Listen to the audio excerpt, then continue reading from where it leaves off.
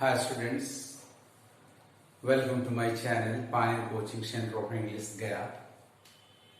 Students, today I am going to deal with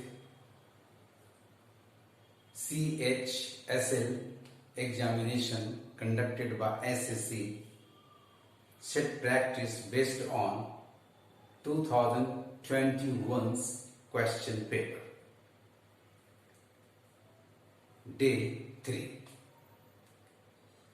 इसमें मैं आपको उन सारे क्वेश्चंस को डील करूंगा एप्रोप्रिएट आंसर के साथ, जिसकी जरूरत आपको हमेशा पड़ती है, पड़ती रहेगी। इससे पहले कि मैं इस टॉपिक को लेकर चलूं और इससे पहले कि आप मेरे वीडियो में खो जाएं, आप इसे लाइक कर लें, बेल आइकन को टच करके ऑल को क्लिक कर लें, ताकि जैसे ही मेरा ये वीडियो अपलोड हो उसी क्षण इसका नोटिफिकेशन आपको मिल जाए। आइए इस टॉपिक को लेकर आगे चलें। स्टूडेंट्स, इसमें 25 क्वेश्चंस आपको दिए जाएंगे और सभी का ऑप्शंस MCQ होगा। 4 में से एक एप्रोप्रिएट, मोस्ट एप्रोप्रिएट ऑप्शन आपको सेलेक्ट करना है। Now come to question number 1. Given below are 4 jumbled sentences. नीचे आपको 4 sentences दिए हुए, ये आपस में jumbled हैं, scattered हैं। Out of the given options, pick the one. इन चारों के लिए 4 क्रम के ऑप्शंस दिए हुए हैं। इनमें से आपको एक सही क्रम चुनना है जो इसको एक पैसेज के रूप में दे दे। आइए पैसेज को, जम्बल्ड सेंटेंसेस के पैसेज को राइट क्रम में सजाने का एक तरीका आपको मैं बता दूं।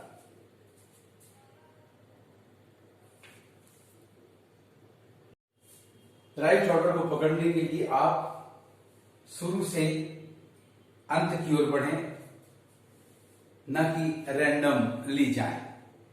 सबसे पहले ऑप्शन नंबर 1 को पढ़कर देखें। देयर ही, सवाल उठता है कि ये ही कौन है। अचानक ये कहां से टपक पड़ा, ये पहला हो नहीं सकता। ऑप्शन नंबर बी, ही टुक देम, यहां फिर ही पर गाड़ी रुक जा रही है, ये ही कौन है। दोनों सेंटेंसेस में ये देम भी आपको रोक रहा है कि भाई ये देम है कौन, इसकी चर्चा कहीं ना कहीं होनी चाहिए। ये देम चिल्ड्रन है, लास्ट वर्ड चिल्ड्रन से स्पष्ट हो जा रहा है, फिर भी एक स्पष्ट है कि ही के वजह से ये नहीं हो रहा है। सी में ही फाउंड द 2 चिल्ड्रन, यानी देम तो क्लियर हो गया लेकिन ही क्लियर नहीं हो पा रहा है, अतः ये भी पहला ऑप्शन नहीं होगा। तो अब तो निश्चित रूप से बच गया आपका option number D. one day an old man came to the jungle, ये पहला सेंटेंस हो गया। एक तो वन डे और दूसरा an old man, जो कि ही के द्वारा रिप्लेस किया गया है, ही के जगह पर आया है, और बाकी ऑप्शंस में, बाकी सेंटेंसेस में ये ही के द्वारा रिप्लेस हुआ है, पर्सनल प्रोनाउन। यानी आपका पहला sentence students number D is quite clear. अब डी से आपके पास ऑप्शन, देखिए समय बचाने का तरीका है ये। आपके पास डी से ऑप्शंस हैं 2, एक ऑप्शन नंबर 2 और एक ऑप्शन नंबर 4। तो दूसरा सेंटेंस पकड़ना है कि डी के बाद किसकी बारी है, आंसर आपका क्लियर हो जाएगा। फिर आइए option number, sentence number D पर। One day an old man came to the jungle, एक दिन एक बूढ़ा आदमी जंगल आया। नंबर सी पढ़कर देखिए। He found the 2 children, he old man found क्या मिला, 2 चिल्ड्रन एंड द बास्केट, 2 बच्चे मिले बास्केट में। सेंटेंस में थोड़ा प्रॉब्लम है, लेकिन जैसा क्वेश्चन में दिया हुआ मैंने वैसा ही आपको दे दिया है। यहां एंड की जगह पर इन होना चाहिए था।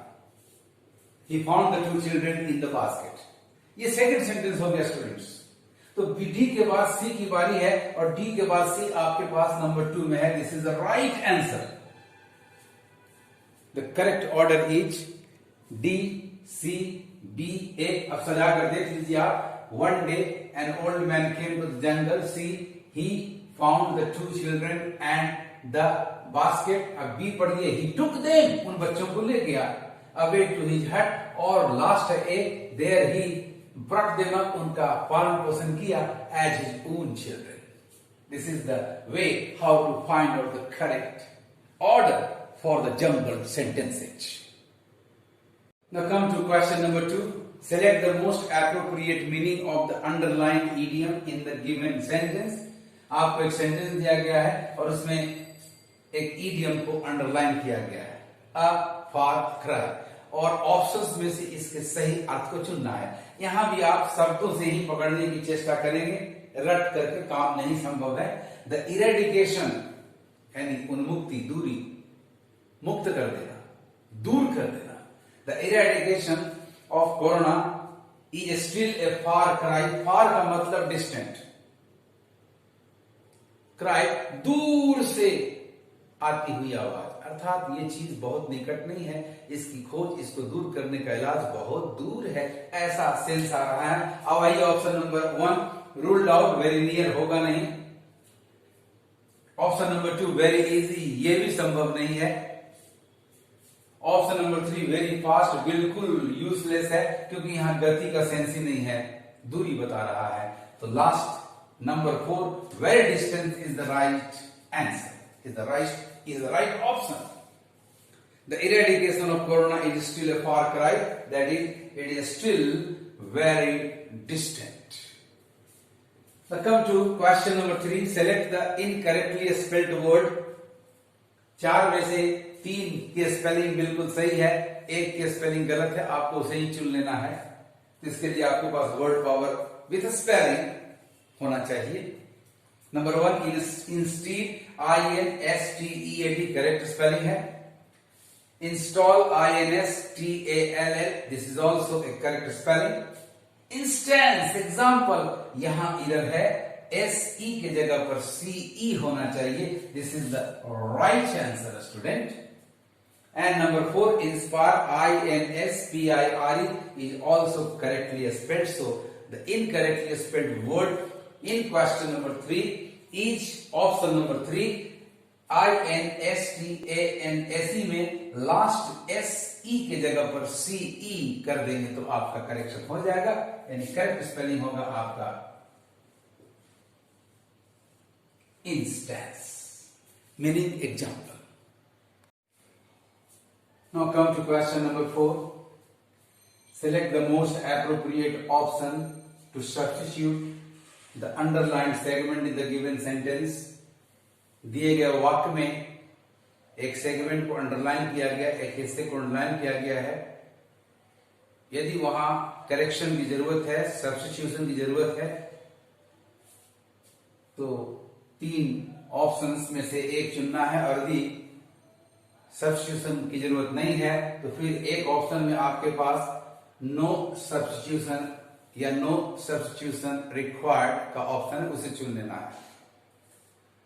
Now read the sentence with the segmented part correctly and properly. The house has been auction, पहली गलती तो मिल गई, हैज बीन के बाद मेन वर्ब नंबर 3 होना चाहिए, ऑक्शन होना चाहिए. बिफोर वी रीच्ड देयर, एक गलती और मिल गई, यहां पर 2 पास्ट एक्शंस हैं, एक हमारा वहां पहुंचना, दूसरा घर का ऑक्शन होना. पहुंचना हमारा बाद में हुआ और ऑक्शन होना पहले हुआ. When there are 2 past actions, the foregoing one is in the past perfect and the postgoing is in the past indefinite. Past में जो क्रिया पहले की हो उसे पास्ट परफेक्ट में डालते हैं, और जो क्रिया बाद की हो उसे पास्ट इंडेफिनिट में डालते हैं. तो ऑप्शन आपका अब आसानी से पकड़ में आ जाएगा. हैड बीन ऑक्शन होना चाहिए क्योंकि ये पोस्ट फोर गोइंग एक्शन है, and before we reach there ये पोस्ट गोइंग एक्शन है. ऐसा ऑप्शन आपके पास राइट ऑप्शन नंबर 3 में जा रहा है, हैड बीन ऑक्शन. इस तरह से टेंस के सीक्वेंस को हम सही ढंग से अरेंज करेंगे. Question number 5, most appropriate antonym of the given word. आपका दिया गया शब्द है रिजोल्व. रिजोल्व का मतलब होता है तय कर लेना, डिसाइड कर लेना, डिसाइड करना या उसको मान लेना कि ये सही है, यानी ये पॉजिटिव वर्ड है।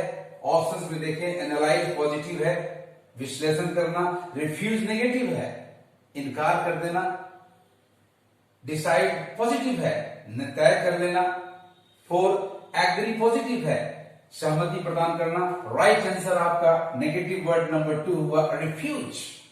क्वेश्चन नंबर 6 पढ़े, select the most appropriate antonym of the given word. यहां भी दिए गए शब्द का एप्रोप्रिएट एंटोनिम आपको पकड़ना है। The given word is precious, precious का मतलब कीमती, कॉस्टली इसका सिनोनिम है, सिंपल इसका एंटोनिम होगा नहीं, रेयर भी इसका एंटोनिम नहीं होगा क्योंकि ये सिनोनिमस ही जा रहा। Right answer is number 4 cheap, precious, cheap. Now come to question number 7. Select the most appropriate one word substitution for the given words. जो शब्द दिए गए हैं उनके बदले एक शब्द का विकल्प चयन करना है आपको। One word substitution. The words given are a speed greater than that of sound. एक ऐसी गति जो ध्वनि की गति से भी ज्यादा हो, ऐसे गति को हम सुपरसोनिक कहते हैं। आइए ऑप्शंस में देखें। नंबर ए हार्मोनिक। हार्मोनिक का मतलब होता है इन एग्रीमेंट, उसके तालमेल में। यानी यदि आप 100 किलोमीटर के स्पीड से हैं तो दूसरा भी 100 किलोमीटर के स्पीड से है। कैकोफोनिक, ये भी साउंड से रिलेटेड है लेकिन अनप्लीजेंट और हार्श साउंड से रिलेटेड है। ये कर्कश आवाज, बेसुरी आवाज। Supersonic, yes, speed greater than, more than that of sound is the correct answer. And number 4 subsonic, less than the speed of sound, जैसे एरोप्लेन वगैरह चलते हैं। Now question number 8, select the most appropriate synonym of the given word prudent. Prudent का मतलब होता है students विवेकशील, बुद्धिमान, यानी पॉजिटिव है। देखिए पॉजिटिव नेगेटिव के आधार पर भी आप शब्दों को डिस्टिंग्विश कर सकते हैं। रेकलेस लापरवाह नेगेटिव है। र्यूड बहुत ही उज्झट रफ नेचर का, ये भी नेगेटिव है। हेस्टी जल्दीबाजी, ये भी नेगेटिव है। कॉशियस सावधान, ये पॉजिटिव है। This is the right answer.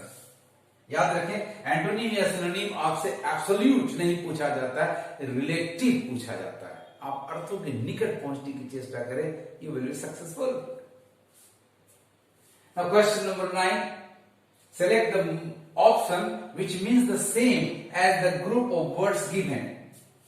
यानी यहां भी आपको one word substitution दिया जा रहा है। आइए आपके पास दिए गए शब्द हैं।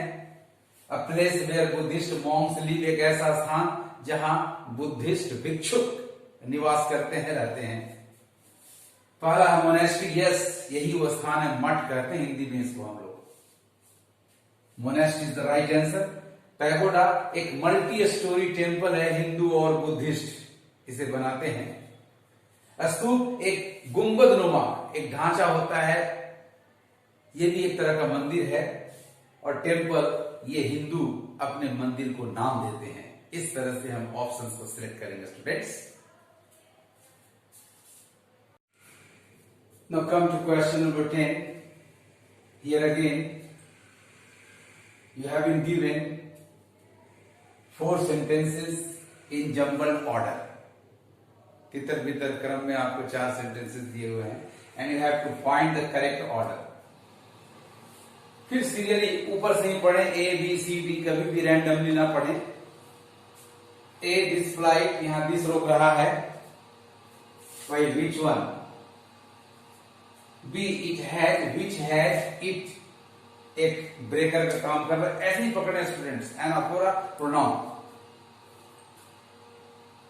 Number C, in the heat the queen leaves the nest and goes out to meet a drone high up in the air.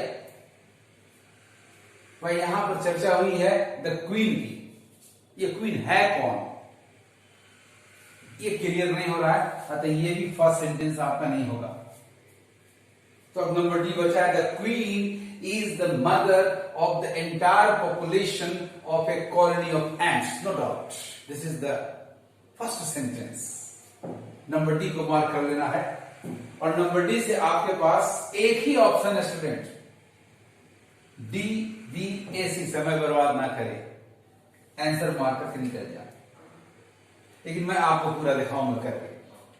तो फर्स्ट सेंटेंस आपका हुआ D, the queen is the mother of the entire population of a colony of ants.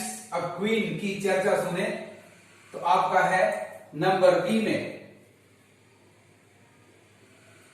It has, queen के पास, it has a pair of wings but bites them off after its wedding flight. जब ये विवाह यानी अपने mail की तलाश को पूरी कर देती है तो उड़ान भरने के बाद जब मेल मिल जाता है तो ये अपने पंख को काट देती है, बी बन जाती है। यानी दूसरा सेंटेंस आपका बी हो गया। ये फ्लाइट, ये जो उड़ान भरती है, queen B, queen ant, this flight takes place कब होता है? On a hot summer day. तो लास्ट बच गया आपका C, in the heat the queen leaves the nest and goes out to meet a drone, a male ant, high up in the air. So right answer is number 3, D, B, A, C. Question number 11, fill in the blank with the most appropriate word of adulterated food, food stuff being sold in the market। यानी आपके sentence की शुरुआत verb से हो रही है, it is advice, एक imperative sentence है स्टूडेंट, और वर्ब ऑप्शन में से एक ही आपके पास है और वो है नंबर 2, बी गया है। वेरी, सावधान, एडजेक्टिव है। अवेयर, एडजेक्टिव है, जानकारी होना, मीन्स आपको इसका एहसास होना। एंड नंबर 4, कॉशियस, ये भी एडजेक्टिव है, जबकि शुरुआत वर्ब से होनी चाहिए, because the sentence given is an imperative one. So right answer is B there. सावधानी बरतें ऑफ एडल्टरेटेड फूड, उस मिलावट वाले भोजन से, stuff being sold in the market, जिसकी बाजार में बिक्री होती है। Now come to question number 12, which is active passive. Select the correct passive form of the given sentence। आपको एक सेंटेंस दिया गया और उसके सही पैसिव फॉर्म को पकड़ना है। Now read the sentence, the prisoners of this jail have woven these carpets। याद रखें, जब भी एक्टिव से पैसिव हो तो सबसे पहले ध्यान दें कि आपके एक्टिव सेंटेंस में ऑब्जेक्ट है या नहीं। यदि ऑब्जेक्ट है तो उसे सबसे पहले लाएं। अब उस आधार पर ऑप्शन को देखें तो आपका एक्टिव का ऑब्जेक्ट है दीज कारपेट्स।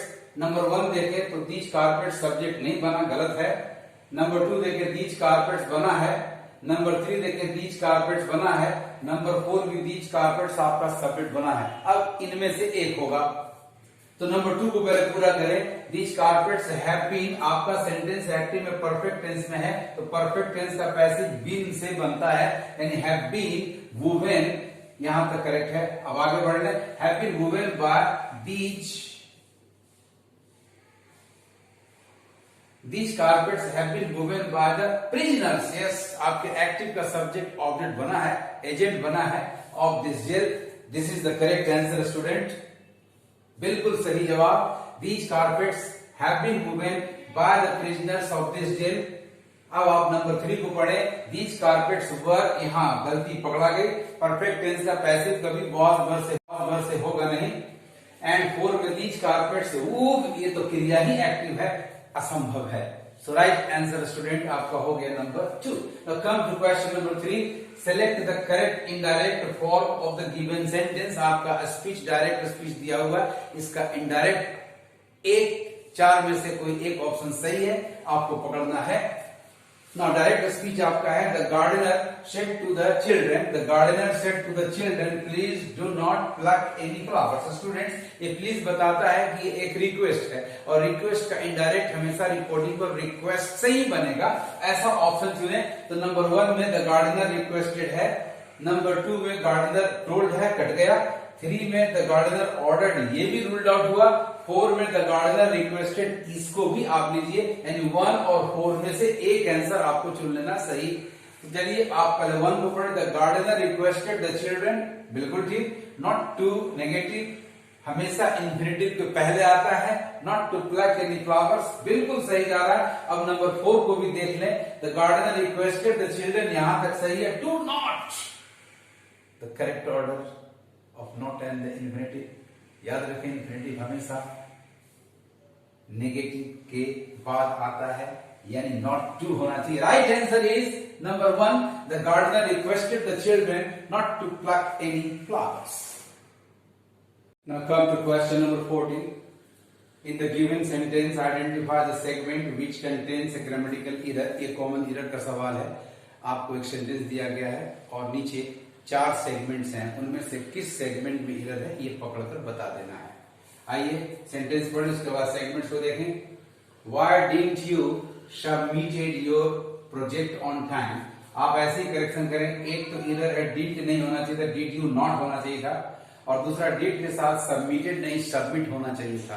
अब देखें कि कौन से सेगमेंट को हम पकड़ें। Now option number 1, you submitted, yes ये राइट आंसर है।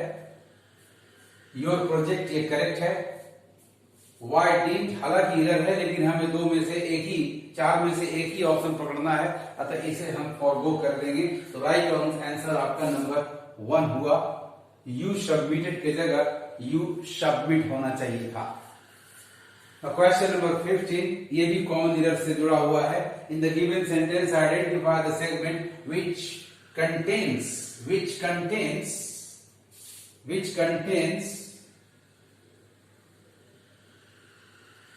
कंटेन्स अ ग्रामेटिकल एरर, जिसमें एक ग्रामर की गलती है। The sentence is electric heaters were providing। अब बताइए आपका सब्जेक्ट है इलेक्ट्रिक हीटर्स, ये एक थिंग है, ये प्रोवाइड नहीं करेगा बल्कि प्रोवाइड किया जाएगा, यानी एरर पकड़ा गया। वर प्रोवाइडिंग में गलती है। टू ऑल द ऑफिसर्स, यहाँ करेक्ट जा रहा है। एट द गेस्ट हाउस, ये सारे ऑफिसर्स कहाँ ठहरे हुए हैं? गेस्ट हाउस में। आइए ऑप्शन को देखें, तो एट द गेस्ट हाउस एक करेक्ट सेगमेंट है। वर प्रोवाइडिंग ही आपका गलत सेगमेंट है। वर प्रोवाइडिंग की जगह पर होना चाहिए था वर प्रोवाइडेड, यानी पास्ट इंडेफिनिट का पैसिव होना चाहिए था। तो राइट आंसर होगा आपका नंबर 2, वर प्रोवाइडिंग की जगह पर वर प्रोवाइडेड होना चाहिए था। Number 3, to all the officers correct है। इलेक्ट्रिक हीटर से भी आपका करेक्ट सेगमेंट है। Now come to question number 16. Select the most appropriate synonym of the given word. दिए गए शब्द का सबसे एप्रोप्रिएट सिनोनिम चुने। The given word is stretch. Stretch का मतलब फैलाना। ऑप्शन नंबर 1, एक्सटेंड मीन्स फैलाना, क्रीज मीन्स सिकुड़ना, क्लोज मीन्स बंद करना, कंप्रेस मीन्स दबाना, यानी ऑप्शंस 2, 3 एंड 4 ये उल्टा जा रहा है। राइट ऑप्शन आपका नंबर 1 है। स्ट्रेच का synonym extend. Now question number 17, select the most appropriate meaning of the given idiom। आपको दिए गए idiom में से आपके idiom के 4 ऑप्शंस में से सही मीनिंग कौन ऑप्शन बता रहा है, इसकी चर्चा, इसको पॉइंट आउट करना है। Living in a fool's paradise, मूर्खों के स्वर्ग में रहना, ये इसका शाब्दिक अर्थ है। फूल का मतलब होता है ऐसा व्यक्ति जो गलत को भी सही समझ लेता है, सही विश्वास करता है। ऐसे पर्सन्स में ही बेवकूफ करते हैं। ऐसे बहुत सारे लोग होते हैं हमारे समाज में, हमारे देश में हैं। तो राइट आंसर पकड़ने के लिए ऑप्शन को देखें। Living in a fool's paradise, to believe wrongly that your situation is good. हालांकि आप बैड सिचुएशन में है, फिर भी आपको ये विश्वास होता है, ये धारणा बना लेते हैं कि आपका सिचुएशन सही है। This is right answer students, mark it as the correct answer to the given idiom. Number 2, to be fooled by someone, किसी के द्वारा मूर्ख बन जाना, useless. To live in luxuriously after fooling someone, किसी को बेवकूफ बनाकर बड़े ऐसा आराम से रहना, ये भी मैच नहीं कर रहा है। And to live in a world of imagination, कल्पना की दुनिया में रहना, इसका मतलब क्या सारे कवि फूल्स होते हैं? और no, this is also not matching. The right answer is option number 1. Now come to question number 18. Select the misspelled word 4 words have been given, जिनमें से एक की स्पेलिंग गलत है. You have to find it out. Option number 1, parachute, P-A-R-A-C-H-U-T-E is the correct spelling. Number 2, partner, तोड़कर पढ़िए और जोड़ दीजिए. Partner, P-A-R-T-N-E-R, correct spelling. tariff, R एक साउंड कर रहा है, F 2 साउंड कर रहा है, अतः ये गलत है. R सिंगल होनी चाहिए थी. T-A-R-I-F-F. The right answer is number 3. Option number 4, sergeant, ये भी correct spelling है. Question number 19, select the most appropriate option to substitute the underlined segment in the given sentence. Underlined words, underlined part में गलत है तो आप सही answer चुने, सब्स्टिट्यूट दें. यदि सही है तो आपका आंसर नंबर 3, नो सब्स्टिट्यूशन होगा. आइए सेंटेंस पढ़ते. Supriya as well as her friends. याद रखें, जब भी कंजंक्शन एज वेल एज हो तो फर्स्ट पर्सन, जो पर्सन आगे हो वही सब्जेक्ट होता है, यानी इरर है. दूसरी गलती है अ ट्रेकिंग एक्सपेडिशन, ये एक तरह की जर्नी है. जर्नी के साथ प्रीपोजिशन ऑन होता है, यानी 2 इरर है, एक हैव में और एक ऑफ में. ऑफ के जगह ऑन और हैव के जगह सुप्रिया के एग्रीमेंट में हैज होना चाहिए. So right answer is number 2, has gone on. Now come to question number 20. Select the most appropriate option to fill in the blank. सही ऑप्शन का चुनाव करें ताकि खाली जगह को आप भर सके. सेंटेंस है I should have stopped them then and there. मुझे उसी समय और वहीं उनको रोक देना चाहिए था. But it never even to me. लेकिन ऐसा मेरे दिमाग में ये बात नहीं आई. यहाँ 2 ऑप्शंस हैं आपके लिए. एक ऑप्शन नंबर 2 happened और दूसरा ऑप्शन नंबर 3 occurred. happened किसी घटना के लिए होता है और मन में कोई बात आना, दिमाग में विचार पहुंचना, इसके लिए occurred होता है. Right option is number 3, occurred. suggested is useless, reminded is useless और happened यहां मैच नहीं कर रहा है क्योंकि happened stands for an event. Now question number 21 से 25, यानी 5 सवाल will be based on comprehension. आपको एक पैसेज दिया जाएगा और उसे 5 टुकड़ों में बांटा जाएगा. पैसेज में 5 ब्लैंक स्पेसेस हैं, 1 2 3 4 5. Question number 21 will be for blank number 1, 22 for blank number 2, 23 for blank number 3, 24 for blank number 4 and 25 for blank number 5. और हर क्वेश्चन में आपको कंप्रीहेंशन पैसेज रिपीट किया जाएगा. तो बड़े ध्यान से इसको पढ़िएगा और एक ही बार आंसर कर लीजिएगा तो सुविधा होगी. आइए हम 21 की ओर चलें. बिफोर द जायंट वेव, बहुत बड़ा लहर समुद्र का. Before the giant wave slammed into the coast in India and Sri Lanka, wild and domestic animals blank space to know what was about to happen. and उनको ऐसा लगा, ऐसा लगा, लगने की क्रिया. आइए देखते हैं. एक्टिव वॉइस में 21 में ऑप्शंस हैं. वर्ब सीम ये पैसिव है, रूल्ड आउट. सीविंग ये स्टेटिव वर्ब, कंटिन्यूअस होगा नहीं. Seem main verb 1, yes. Animal subject आपका है और शिफ्ट पास्ट में, ये दोनों में आपको चुनना है. और आपका पैसेज देखिएगा, before the giant wave slammed ये पास्ट है, यानी आपका राइट आंसर आपका शिफ्ट होगा पास्ट में. So mark it as the correct answer. Answer number option number D, shift. Now come to 22. Select the most appropriate option for blank number 2. आगे बढ़े हम लोग. So domestic, wild and domestic animals seem to know what was about to happen. Fled to safety, ये सारे जानवर, इनके लिए बहुवचन नाउन के लिए आपका पर्सन प्रोनाउन दे होगा. राइट ऑप्शन आपका नंबर ए जा रहा है स्टूडेंट्स. दे, देम ऑब्जेक्ट होता है. अस यहां हो नहीं सकता, वी यहां हो नहीं सकता. सो दे fled to safety. Come to the last 3 questions of the set. Question number 23. Select the most appropriate option for blank number 3. आइए हम लोग आए थे ब्लैंक नंबर 2 तक. They fled to safety according to eye witness. जो वहां व्यक्ति थे जो अपनी आंखों से घटना देखे, उन्होंने जो वर्णन किया. याद रखें, आपके जो डिस्क्रिप्शंस होते हैं जो आपको देख करके बताते हैं, that is called account in plural accounts. आइए ऑप्शन देखें। नंबर ए स्टेटमेंट, ये तो आपको स्टेटमेंट कोड वगैरह में देते हैं, वक्तव्य हुआ।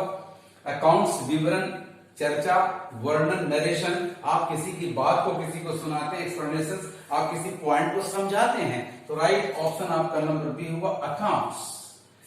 Now number 24, select the most appropriate option for blank number 4।